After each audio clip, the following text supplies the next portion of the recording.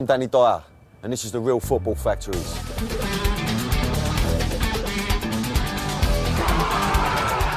I played Tommy Johnson in the movie The Football Factories, which was all about football violence. Fucking nutters. But that was just acting. Now I'm on a journey around the country meeting the real firms who have mass offs at football matches for real. No fake blood, no stuntmen, no makeup. This time it's just me and the country's hardest hooligans. Let's go. Let's go. I meet the real top boys who tell you the score.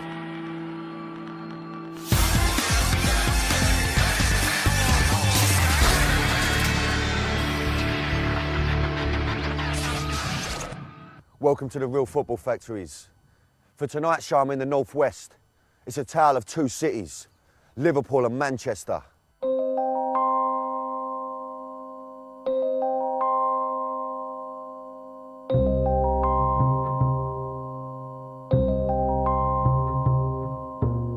This part of the world has seen some of the worst football violence and tragedy imaginable. It's not surprising, as it's home to two of the biggest footballing cities we've got, Liverpool and Manchester.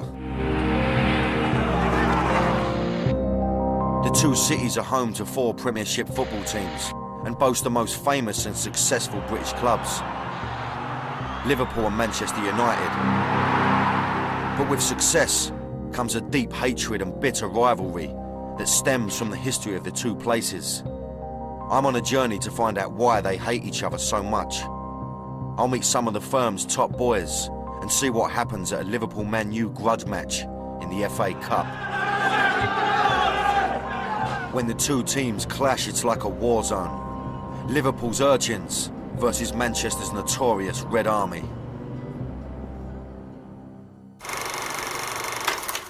The hooligans, I reckon the hooligans these fellas are today. The roots of the hatred between the two go back in time. Manchester United and Liverpool in general will go, but it still escalates to Manchester and Liverpool. It goes back to the Docker days.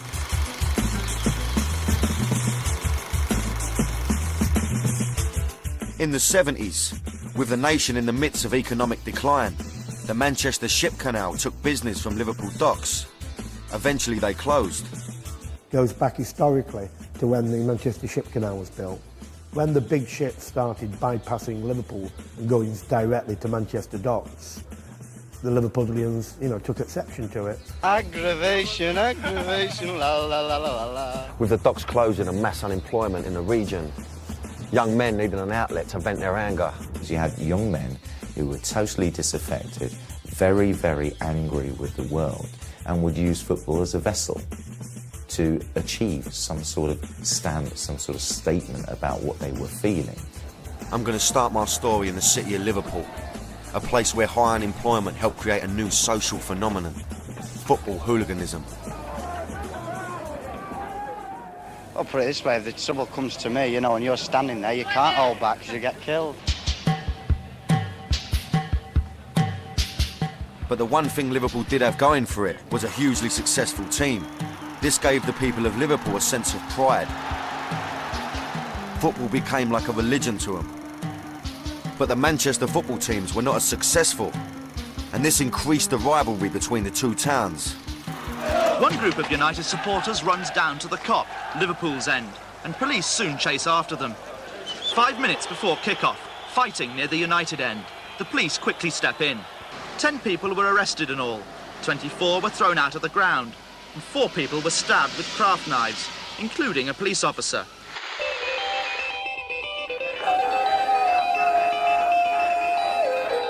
From 1977 to 1984, Liverpool won the European Cup 4 times and travelled all over Europe in the process. The Liverpool supporters came home with sportswear and designer clothes from their travels, and they wore them back home on the terraces. The casual look was born and became the iconic terrace wear adopted around the country. This bred even more jealousy from Manchester, as Liverpool would rub their faces in it on the terrace catwalk. It was a kind of badge of honour that they'd been abroad and nicked these things, and it became a fashion statement from there. A competitive nature about how you look, how you appear, we come from whatever part of the country, we can afford more than you can. So you walking down our street, well, look like me. The Liverpool mob rampaged around Switzerland, France and Italy, leaving a host of burgled sports shops in their wake. They basically pillaged their way across Europe. Scouse Vikings, they used to just, anything that wasn't nailed down, they'd take. They were just astonished at how easy it was because, you know, these places weren't expecting anyone. You'd see lads on a Saturday who hadn't worked all their fucking lives wearing Rolexes. You know, where'd you get that from, mate? You haven't saved for it. You haven't saved for that, your gyro for a Rolex, have you? You know, and then a couple of weeks later they'd sell it on and they'd go on the next trip. The bizarre label soon became the must-have terrace wear for any self-respecting hooligan. What's that on his shirt? Oh, it's a crocodile. Crocodile, is he into animals or something? Oh, everyone's wearing it. Fred Perry, Lacoste. Timberland, the Stone Island, the Burberry. Things like Sergio Tacchini tracksuits. These were the tracksuits that the kind of local bourgeois would use to their tennis clubs. And they'd come back and wear them and they became the fashions. Oh, where have you got that from? Oh, got it abroad when Liverpool were playing so and so. You'd be searching high and low, you get your wages and just traipse around the shops for hours looking for it.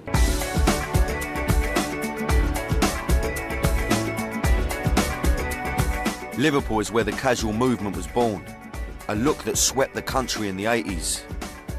Retro 80s casual fashion has become big business.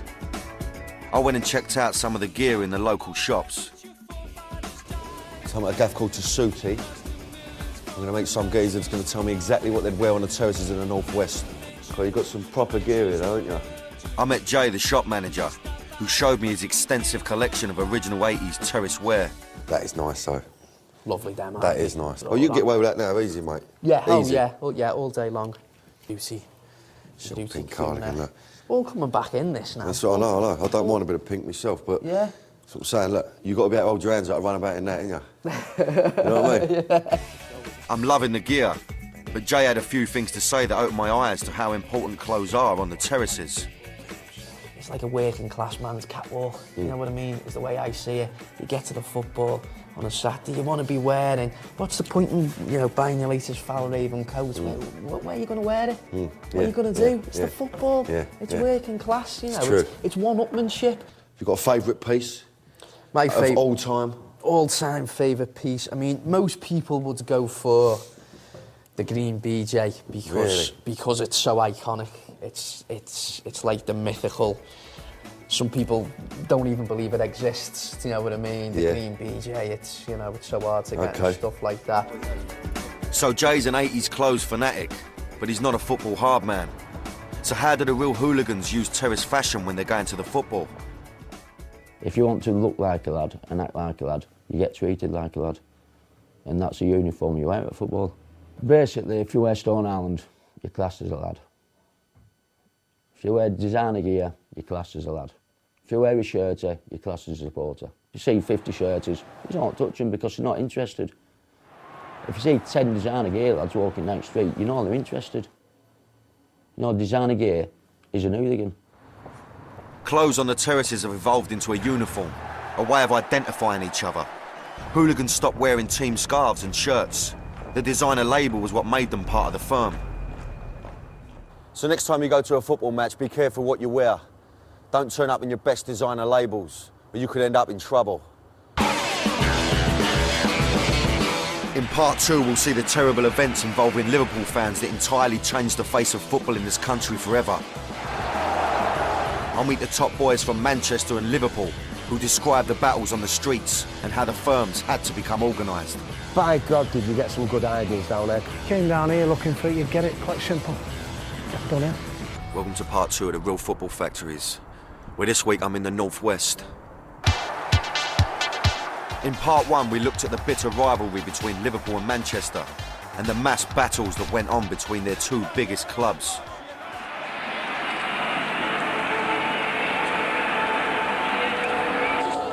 Over the years, Liverpool thugs had a reputation for taking European towns by storm and regularly caused trouble in grounds around the continent. This caused the horrific disaster at the European Cup final between Liverpool and Juventus, which shocked the world. On the 29th of May 1985, 39 Italian spectators died in the Heysel Stadium disaster. Heysel marked the beginning of a new era in football hooliganism. Heysel was a kind of epitome of what appeared to be at first a fairly harmless charge. Just a few people running around. That's what hooliganism used to be, but the consequences of that were awful. They tried to run away, but a concrete wall blocked the escape route. It collapsed, crushing those on the other side. And it was just amazing that no one had ever seen that something awful was going to happen before long. And it took something like Heysel for the people to wake up. Hooliganism was now front-page news. Suddenly the world was watching, and politicians had to take notice. I wish we could get those responsible, get them before a court and stiff sentences so that they stop anyone else in their tracks from doing this. Yet more tragedy was to follow the club. But this time it had nothing to do with hooliganism. Hillsborough was the worst disaster in British football history. I paid my respects at the Anfield Memorial to the 96 Liverpool fans who lost their lives at the Hillsborough tragedy in 1989.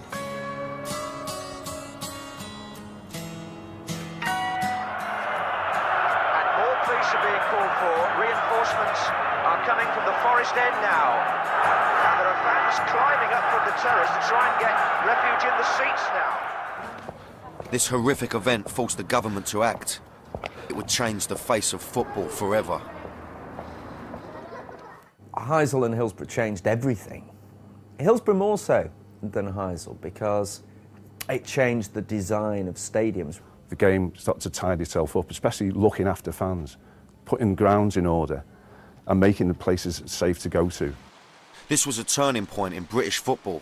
The standing terrace became a thing of the past. All top-flight clubs had to rebuild the stadiums to become all-seaters, with tighter security, better turnstiles, and more expensive tickets. This drove the hooligans out onto the streets.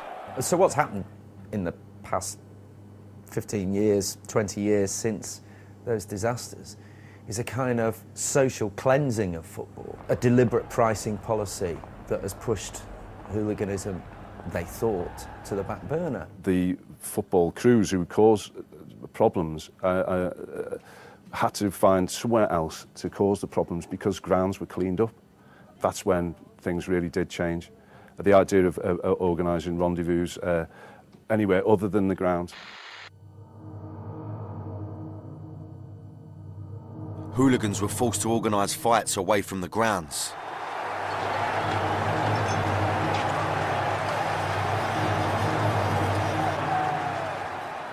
They formed gangs that became synonymous with the clubs. Liverpool were the Urchins, Manchester had the Red Army or the Intercity Jibbers. Man City were the Young Governors, and Everton, the County Road Cutters. Hatred became set in stone. Firms from the cities Manchester and Liverpool still do battle on the streets to this day.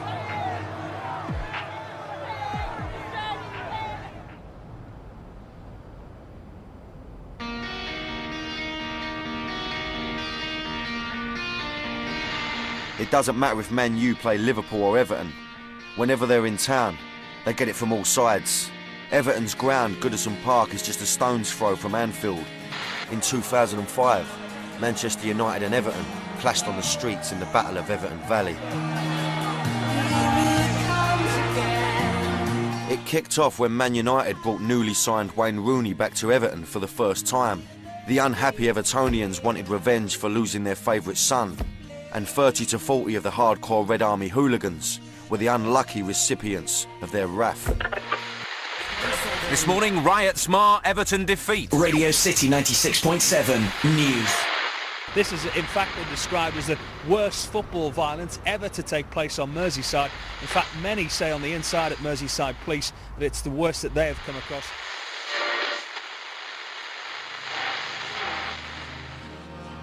So this is Everton Valley, where I'm going to meet Andy Nichols, who's going to tell me about a proper battle between Man United and Everton. Andy Nichols is known to police as a Category C hooligan, the worst kind.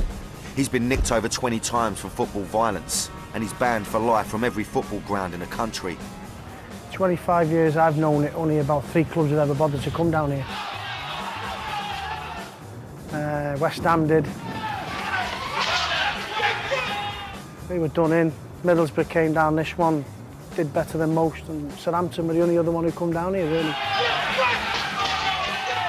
Came down here looking for it, you'd get it, quite simple. They've done it. Very few grounds like this were in built-up housing estates and with the terraces running alongside it, where it would just be a paradise. It was just hooligans' paradise, basically.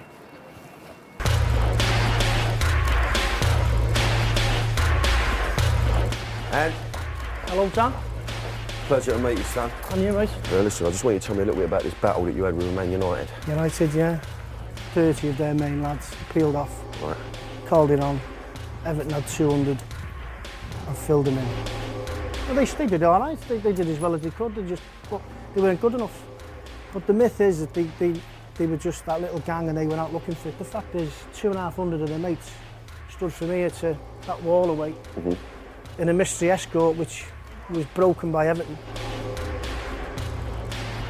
And that's where the myth of it comes, and the annoying part is they've done well with the numbers game for 20 years, United, and no one can give them grief for that, because they pulled numbers in, year out. They're the only ones that carried it on for 10, 15 years. But when they come unstuck, they use the numbers game against them. Andy met up with Eddie Beef, one of Man United's former top boys, who's been no stranger to street battles over the years. Andy and Eddie were arch rivals who regularly fought each other on the streets in the old days. Eddie had a different version of the Battle of Everton Valley. Man United stood the ground and got beat up. Not beat up, there was less numbers, yeah? And I wasn't there personally myself. A few of my friends was. They got hijacked off about fucking 200 people. There was only 40 of them, and that's why they think they'd done Man United, but they didn't really. Seriously, they never did and never will, because we're hard as fucking nails. So cut the bullshit now, right? Because that's sort of fucking shite, isn't it? You were doing well there, weren't you? You were doing well until a load of wank. You're not slinging it in, you're talking shite. At the end of the day, right? Well, you're throwing this on At the end of the fucking day now, right? You always play the numbers game, United, right? So answer me this truthfully now. Always had the big numbers, haven't we? Always had the big numbers, never take that away from you. So last year now, your fucking 500 are getting escorted out to Goodison. Go on. And your 40 break away. Correct. And get mullered. They got fucking leathered. They got leathered. Where was the other fucking 4,500? The police had hold of them. 20 police stopped 4,500. The police. So you use it to your advantage, and then when it goes tits up, you use it to your disadvantage. You know what, me and They were done. fucking hate each other, you know. You got done. That's the one thing they won't do, is hold their hands up and say we got done fair and square. I'm not surprised they can't agree, so I'll leave them to it. That's it. That's what pisses me off about So United. anyway. Quite.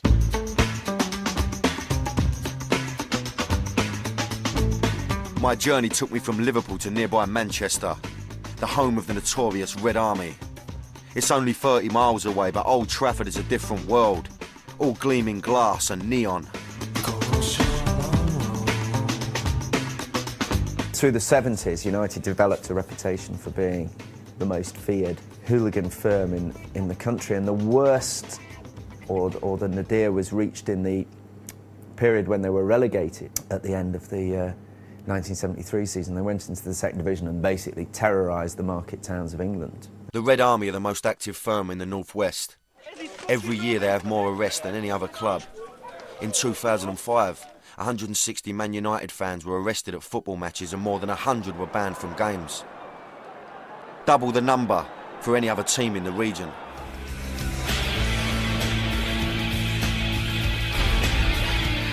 Colin Blairney, a Red Army regular, is well qualified to tell tales of the violent past. I don't think anywhere's seen as much mob battles as this. The mobs there are uncontrollable, and it's a bottleneck as well.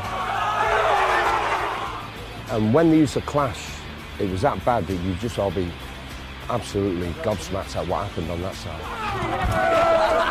A lad lost his eye, sadly enough, here, and the weapon that was used was thrown down there. It's quite a bad day, that, really. And that was 3:10 when the kick-off had already gone off. It was one almighty rumble at the back on the Stretford End Bridge.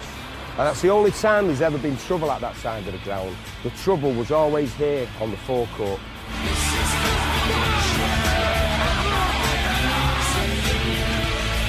By God, did you get some good ideas down there, because that's a bottleneck again, splits into two. That was a trap, that. And obviously we knew it and would lure them into these kind of traps. That's just one of them. There's plenty more down there. Pandemonium running battles up and down here, manic mayhem. Usually there were traps in these side streets for up to 10, 20 minutes, which in football is a long time. 3-4 minutes is a long time in the ring. Never mind 5, 10, 15 minutes in these streets.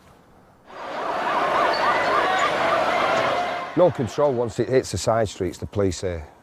Not a chance. All you can do is chase you with horses and I suppose the big sticks and batons come out. Manchester United's firm are also known as the Intercity Jibbers, notorious for robbing their way around the country. Unlike Liverpool, who ransacked shops around Europe, Manchester United's firm did their robbing much closer to home. The reputation at that time period was like nobody could touch us. Well, nearly every shop that was along the front here, nearly every pub, every kind of person who was selling merchandise at that time would be not attacked, but we would have them over somewhere along the line. All the cash that was generated round there, we was taking half of it. In them days, it was just mob rule, mobbing and a robbing, we called it.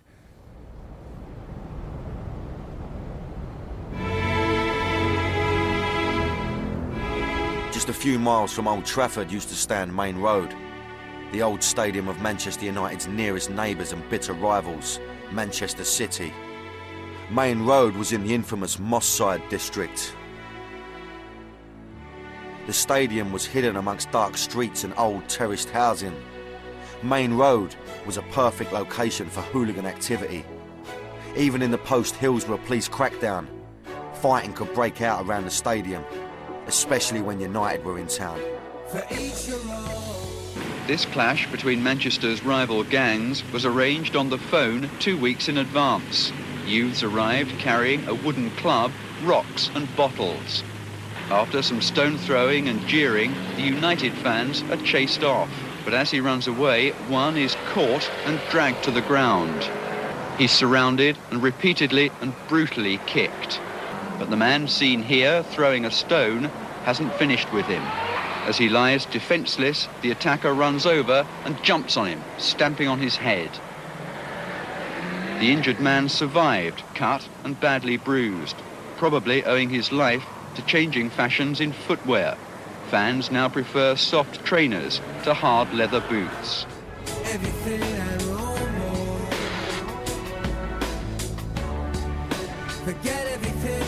So I've learnt that the North West is a tale of two cities, with 4 major teams. We've seen the major firms of Liverpool and Everton, and met the crews from Manchester's big clubs. But what happens today when the 2 biggest teams of the North West clash in a crunch match in the Cup? We'll find out in part 3, as Liverpool take on Man United at Anfield. This is part 3 of the Real Football Factories, and this week we're looking at the firms of the North West. In part 2, I went to Liverpool and Manchester and saw one of the biggest footballing rivalries in the country. I was going to see what happens when the 2 cities meet in an epic clash, with the possibility of a mass brawl.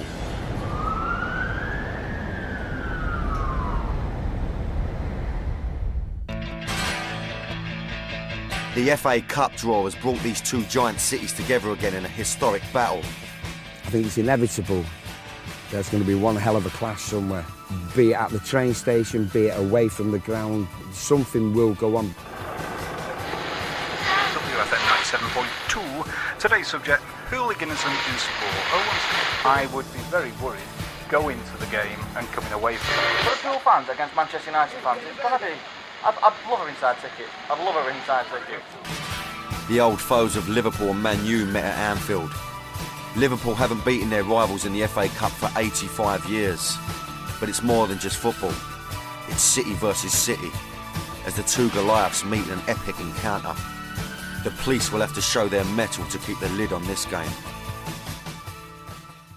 I was there at Anfield. On the morning of the match, I saw the police marshal a huge amount of Man U fans from the station, making sure nothing kicked off. The police escorted the Manchester United fans from Manchester Piccadilly to Liverpool Lime Street. Their presence on the train was to protect normal passengers. When they arrived at Lime Street, the police searched fans using the new Section 60 ruling that allows them to search any football fans who are travelling to and from a football match.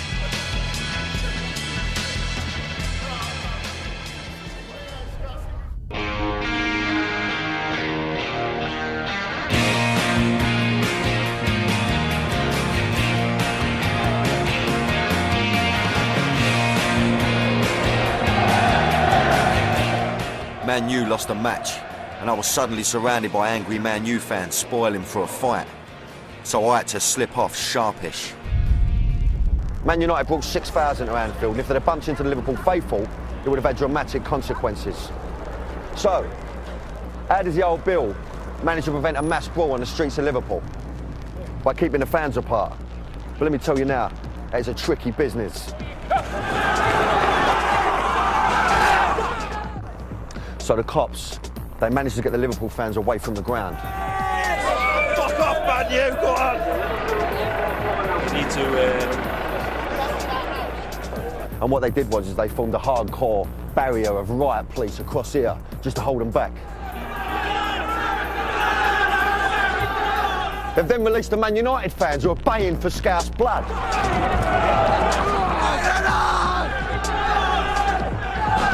Now, they've all come out here looking for a tear-up, but for their disappointment, no one here.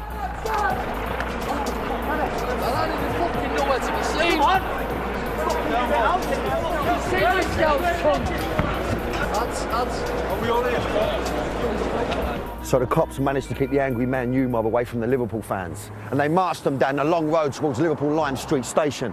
The Liverpool police managed to escort the Red Army back to Lime Street, where they handed them over to the BTP, who prepared for the onslaught.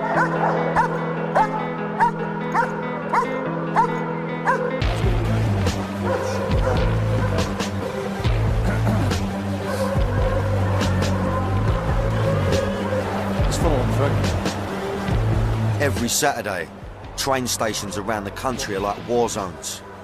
Armoured riot police everywhere, just in case.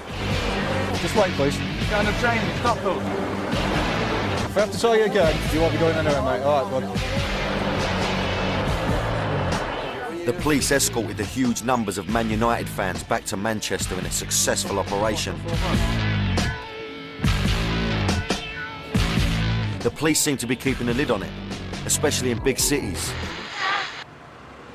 My journey took me away from the big towns into unknown territory, where the breeding ground for thugs is still alive. I'd been invited to Burnley to meet a firm of notorious hooligans, the Suicide Squad.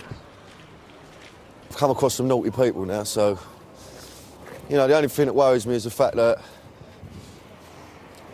I got you with me, yeah, who's holding the camera, and no one can see you, and you weigh about as much as a Rizzler paper.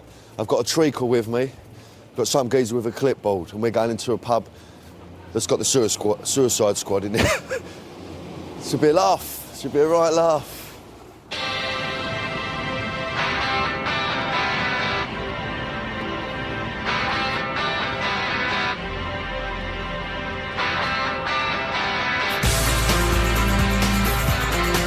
Unlike most of the top boys in football firms, Andy Porter bears no bones about saying exactly who he is. Andrew Porter, 39-year-old, 40 this year, and I'm a football hooligan. Simple as that.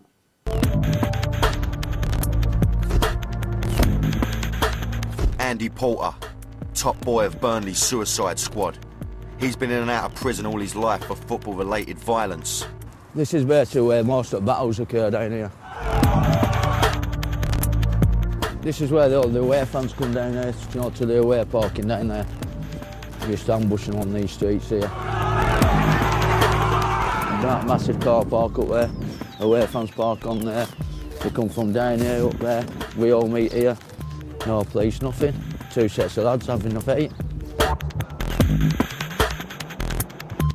All these back streets around here, it were good for us because we knew every back street where they were going. Away things didn't know where they were going, but we could ambush them every back street if we wanted, you know. These are the streets, just good hunting grounds. Andy's been involved in football violence since his teens. He's banned for life from all football grounds, and he has the press cuttings to prove it. Just all that hot burn shit and all that.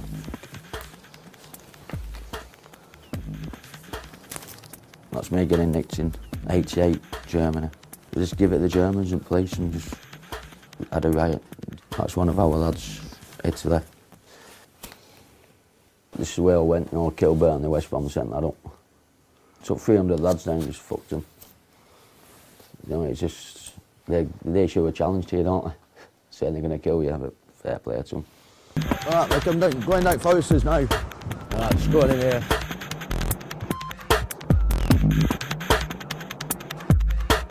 So I've been stabbed, had my leg broke and everything. I love it.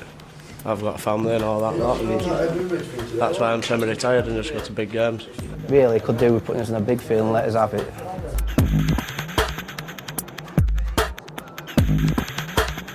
In the 80s and 90s, it was better than sex, better than sex. The nice blonde there, or football violence, you go for the football violence, greater doubt. Mick and Simon are Andy's main lieutenants, and they've fought side by side many times. Football comes really last. It's more about the lads all together, going to matches, getting a row, pissing other people off, owning the place and having a good day. It's not just a 90-minute thing, it's just... Laugh. If he has a problem, he rings him up, we sort it. If he has everyone sorts it, everyone's together. You all shit in the same pot. I'd say it's a game, it's us against them. That's it, really. It's like when you used to play with the soldiers when you were kids and that lot, the armies. That's how it does, isn't it? Yeah. It is. Yeah. Andy and his Burnley crew are the modern hooligan. They operate in small clandestine crews. The days of the big mobs are fucking gone. Days of 200 going here and there, it's gone. Police are 2 on top, it's better now fucking 10 against 10. 20 good lads stuck together, I don't know what it's 100. If you're not moving, taking a backward step, you're not fucking moving, is there? There's no one going to move you. No. That's it. As soon as you all get... there. No, not move you all there. That's why you get kicked to fuck, because you don't fucking move. Just wait for slashings to stop, don't you? Yeah. But 20 good lads is a mob, and you will not move. All knowing what they're doing together, you won't fucking move them. I don't give a fuck what team you come from.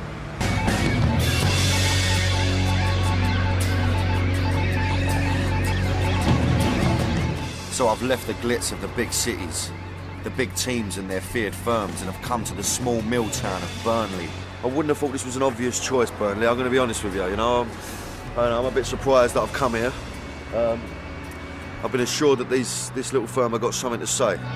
Step off the train on a lone at dawn, back into the home where I was born. Burnley seems to be a place untouched by the social cleansing and corporate world of the modern big cities. Burnley is one of the most deprived places in Britain. Most of the cotton mills, all of the coal mines, and some of the engineering firms have closed. There are few jobs here. A lot of homes are derelict, but people still live in them. It's a perfect breeding ground for football hooligans.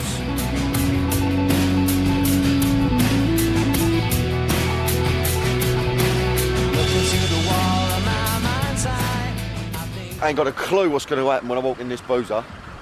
Go either way, they might gang me, might love me.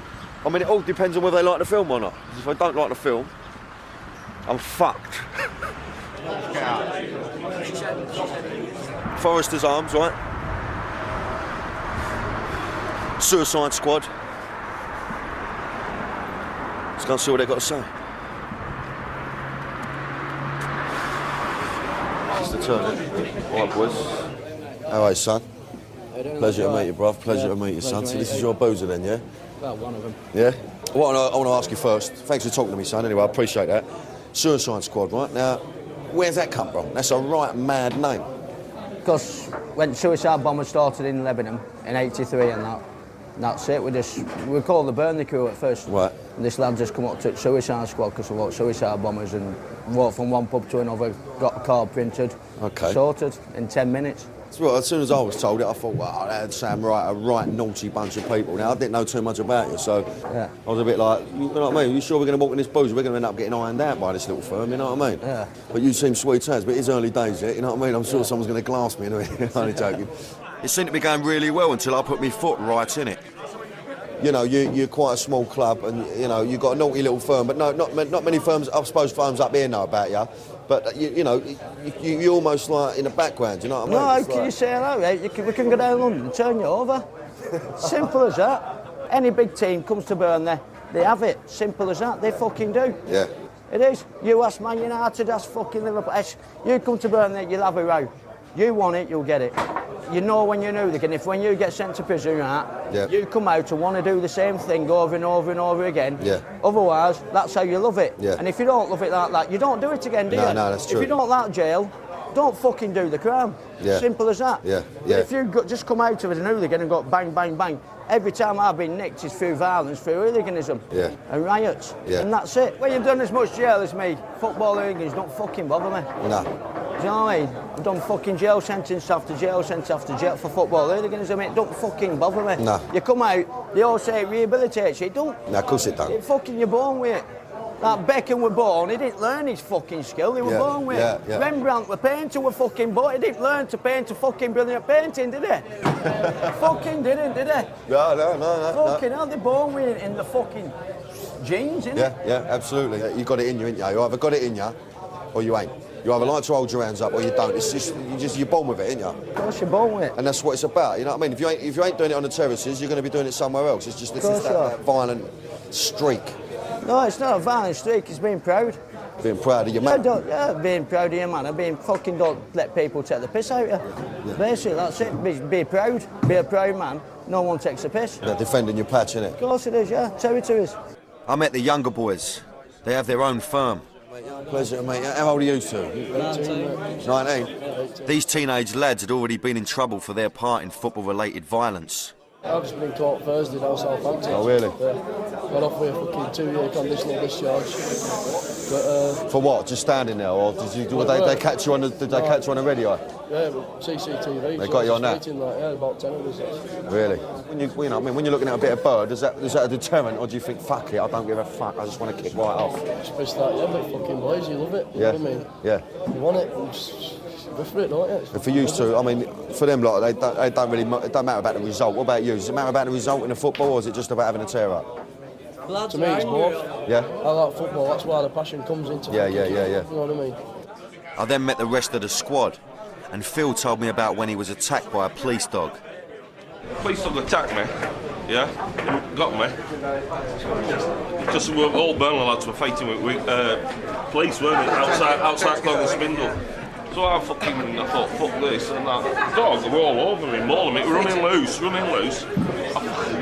just fucking got over it, pinned it down and I was smashing it off fucking floor. And then I thought, fuck this, and I picked it up, threw it right into police. And that's no fucking word of a lie. Fucking hate them bastards. Hey, I've got it there, look. Fuck the police. Phil got 6 months for his assault on the police dog. I thought it was time to leave as I realised I was dealing with some dangerous people.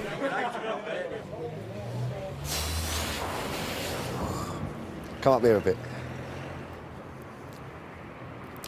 That's exactly what I expected, to be honest. Now these are nutters. This little firm. This takes it to a new level because they've got absolutely no fear of anything.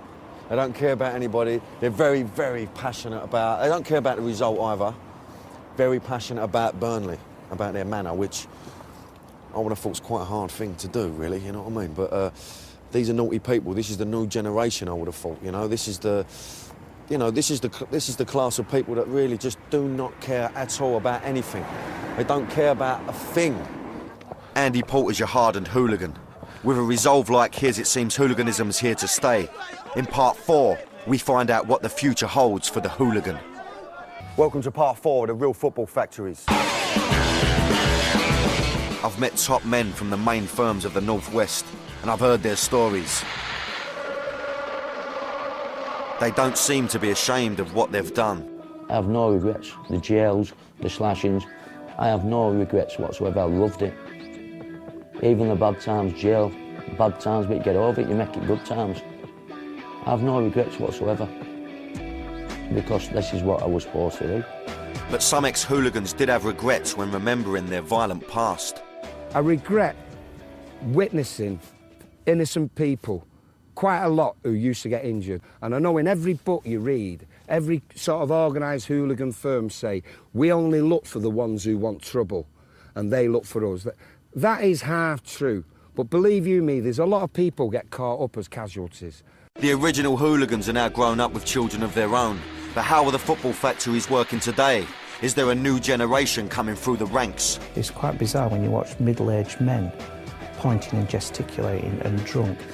And you've got to think to yourself, if that's a dad, and like I say, maybe a granddad, what sort of role model is that person anyway? I sit and look at it now and I think, I won't like my lad to be in that situation. I won't like anybody to be in that situation, whether he's an Arsenal fan, Liverpool fan, whatever. If I had a lad now who was 14, 15, and he was telling me, look, I'm going with the lads to the football, I'd do everything I could to stop him going, because it's changed that much. Andy Nichols finally saw the error of his ways. He retold the tale of when he realised he had to hang up his bother boots. And one thing that brought it home to me was about 4 years ago. Obviously I was well known, and the police obviously had files on me, and a copper come up to me at Birmingham and said, oh, you were nicked here in '84, weren't you? And I said to him, yeah, well, were you on duty? He said, no, I was in fucking school, isn't it about time you grew up? And I think that day it was like a big hammer hit me on the head, thinking, whoa, hang on. Brought it home really a bit, but it's time to pack in, I think. With Andy's father on his deathbed, the reality of what he's done came crashing down. And it just brings home again. I mean, he was in hospital, short illness. He was very, very poorly. We knew he wouldn't be coming out, and you know, you get a lot of time to reflect then. You know, you're sitting alongside the hospital bed watching someone who's brought you up and probably, you know, wanted the best out of you in life, and then it kind of brings it home of probably the shame and the upset you've caused him over the years. I'd only ever said sorry when my dad was alive for the way I was. Probably wish he would have done that. Yeah, probably wish he would have done. Oh well. But what does the future hold for a young private coming through the football factory production line? Andy Porter does have a son, and he's at a ripe age to be conscripted into the army of the Suicide Squad. You don't breed something what's in you. Do you know what I mean? You don't learn it, it's just fucking in you. You never learn a trade like that. But it's him in, it's in my genes, it must be in his genes. He wants to be a footballer again. And if he wants to be one, so be it. I've told him how it is, get in trouble, go to jail, live and fight another day. Right, Sam, want to be in here again? And that's the next generation of youth. Coming through all the time. You'll never take it out of us.